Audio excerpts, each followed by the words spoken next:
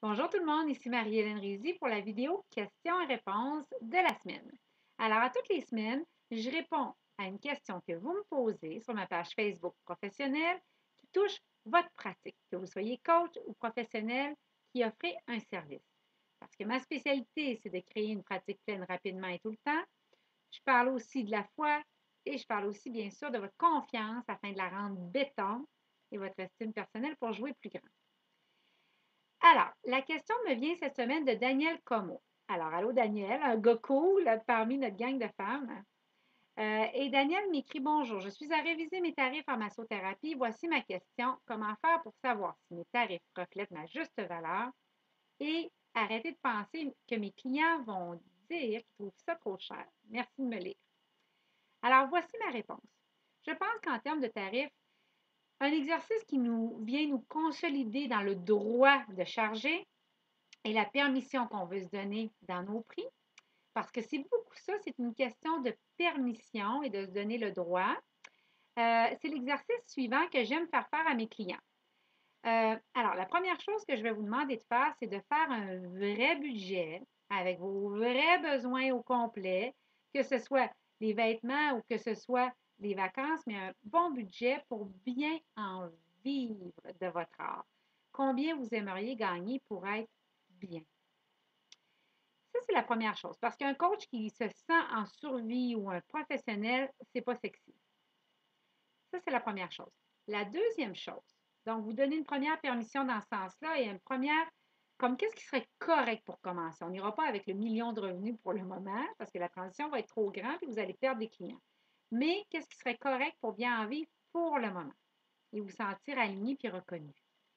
Deuxième étape, vous allez calculer à partir de l'année en soustrayant les fériés, euh, les vacances, euh, euh, et calculer le nombre d'heures que vous souhaitez travailler en tenant en compte le nombre de jours et le nombre de clients que vous souhaitez avoir dans une semaine.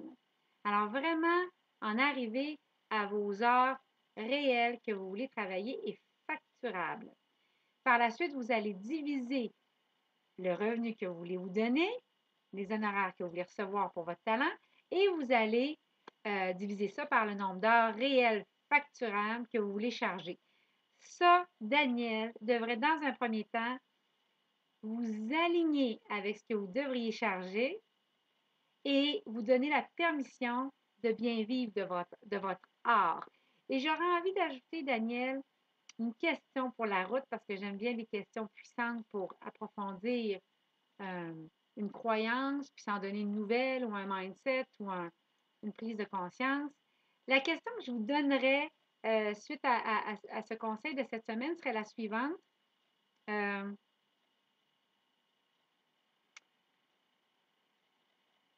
si je veux durer dans le marché, dans quelle mesure suis-je prêt à me donner le droit d'en vivre? Je pense qu'il y a une réflexion à faire sur cette question-là. Je pense qu'il y a une réflexion à faire sur cette question-là.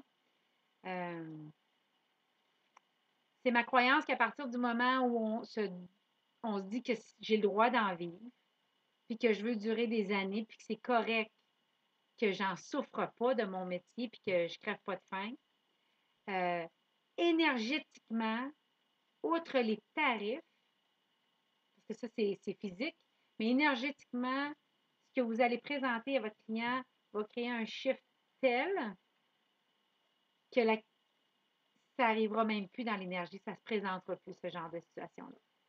Alors voilà, j'espère que mon conseil vous aura amené plus loin. Je vous embrasse tous, je vous remercie. Continuez de poser vos questions, ça fait avancer toute la tribu et c'est tellement riche. Au revoir et bonne semaine.